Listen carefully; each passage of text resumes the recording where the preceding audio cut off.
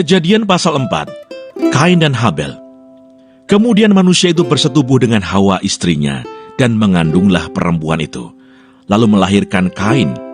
Maka kata perempuan itu, "Aku telah mendapat seorang anak laki-laki dengan pertolongan Tuhan." Selanjutnya dilahirkannya Habel, adik Kain, dan Habel menjadi gembala kambing domba. Kain menjadi petani. Setelah beberapa waktu lamanya, maka Kain mempersembahkan sebagian dari hasil tanah itu kepada Tuhan sebagai korban persembahan. Habel juga mempersembahkan korban persembahan dari anak sulung kambing dombanya, yakni lemak-lemaknya. Maka Tuhan mengindahkan Habel dan korban persembahannya itu, tetapi Kain dan korban persembahannya tidak diindahkannya.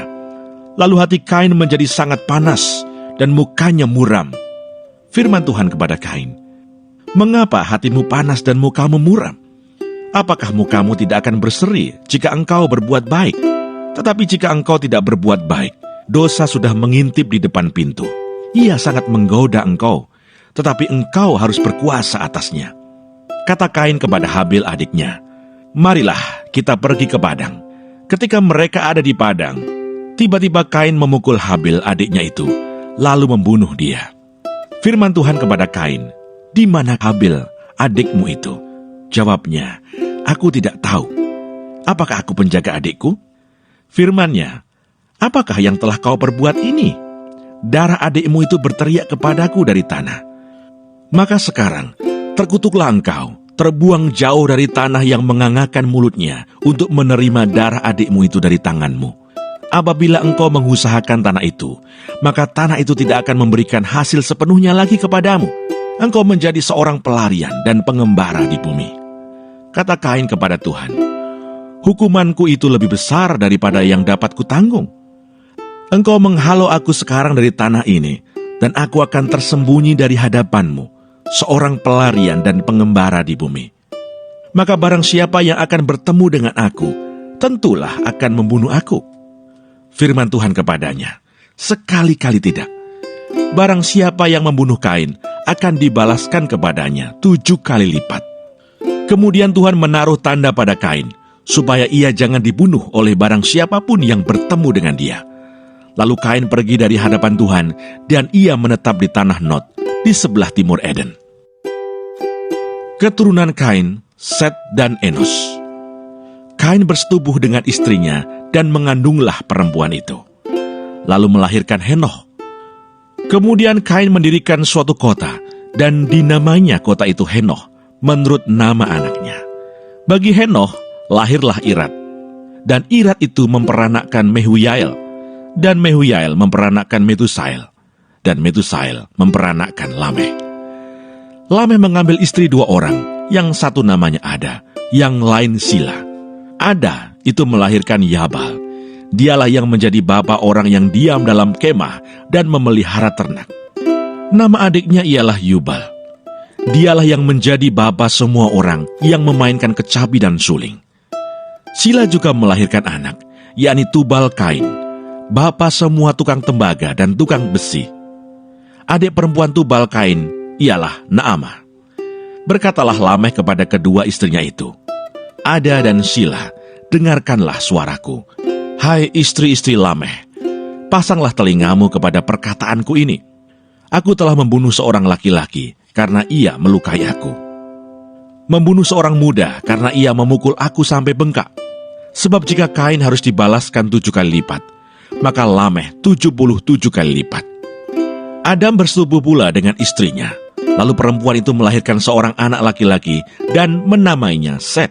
Sebab katanya, "Allah telah mengaruniakan kepadaku anak yang lain sebagai ganti Habel, sebab Kain telah membunuhnya." Lahirlah seorang anak laki-laki bagi Set juga, dan anak itu dinamainya Enos. Waktu itulah orang mulai memanggil nama Tuhan. Shalom. Kejadian 4 dimulai dengan Kain dan Habel, 2 saudara yang sama-sama membawa persembahan kepada Tuhan. Namun, Tuhan hanya berkenan kepada Habel. Korban Habel diterima karena datang dari iman dengan sikap hati yang benar. Korban Kain ditolak karena tidak disertai iman, hanya menjalankan kewajiban. Artinya, ketika kita mempersembahkan sesuatu, Tuhan juga melihat iman dan hati kita, bukan sekedar bentuk atau jenis persembahannya. Bagian selanjutnya, ketika Tuhan menegur Kain, ia berkata, "Dosa sudah mengintip di depan pintu. Ia sangat menggoda engkau, tetapi engkau harus berkuasa atasnya." Tuhan memberi peringatan. Dosa dimulai dari hati yang iri, marah, atau kecewa. Namun, Kain menolak suara Tuhan dan memilih membunuh adiknya sendiri. Ini adalah pembunuhan pertama dalam sejarah manusia. Bukti bahwa dosa membuat manusia buta akan kasih. Tapi yang luar biasa, meski Kain dihukum menjadi pengembara, Tuhan tetap memberi tanda perlindungan Kain. Kasih karunia Tuhan tidak pernah hilang. Bahkan di tengah hukuman, bagian selanjutnya, keturunan Kain terus berkembang. Mereka membangun kota, musik, dan teknologi. Yabal menjadi pelopor peternakan, Yubal ahli musik, Tubal-Kain pandai besi. Secara manusia, mereka berhasil. Namun, tidak satu pun dari mereka disebut mencari Tuhan. Dunia tampak maju, tapi tanpa Tuhan menjadi pusatnya.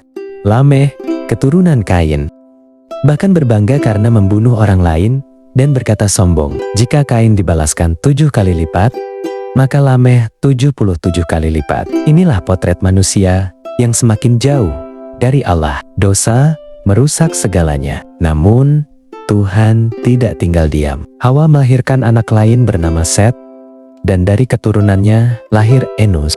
Ayat 26 menutup dengan kata yang sangat penting. Waktu itulah orang mulai memanggil nama Tuhan. Inilah awal kebangunan rohani pertama dalam sejarah manusia. Di tengah dunia yang sibuk tanpa Tuhan, masih ada orang yang memilih, mencari, dan memanggil nama Tuhan. Kisah ini menantang kita untuk memilih.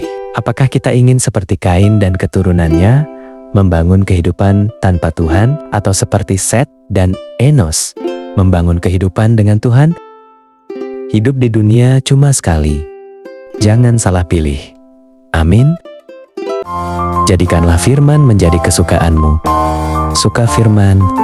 Tuhan Yesus Kristus memberkati.